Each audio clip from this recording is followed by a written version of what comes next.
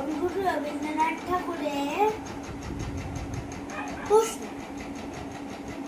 মা গো, আমি ছুটি দিতে বল, সকাল থেকে পড়ছি যে মেলা। এখন আমি তোমার ঘরে বসে করবো শুধু পড়া পড়া খেলা। তুমি বলছো দুপুর এখন সবে, না হয় যেন সত্যি হলো তাই। একদিনও কি বিকেল হলো, দুপুরবেলা বিকেল হলো, মনে করতে নাই?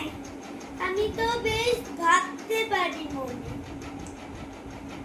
সূর্য ডুবে গেছে মাঠের শেষে, বাগদি বুড়ি চুবড়ি ভরে নিয়ে শাক তুলেছে পুকুর ধারে। আধার হলো নাদার গাছের তলা, কাল এলো দিঘির জল। হাটের থেকে এলো সবাই ফিরে, মাঠের থেকে এলো চাষির দল। মনে করো না উঠলো সাজের তারা, মনে করো না সন্ধে হলো যেন।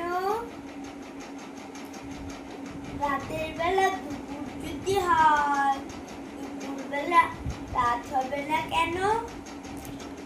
নমস্কার।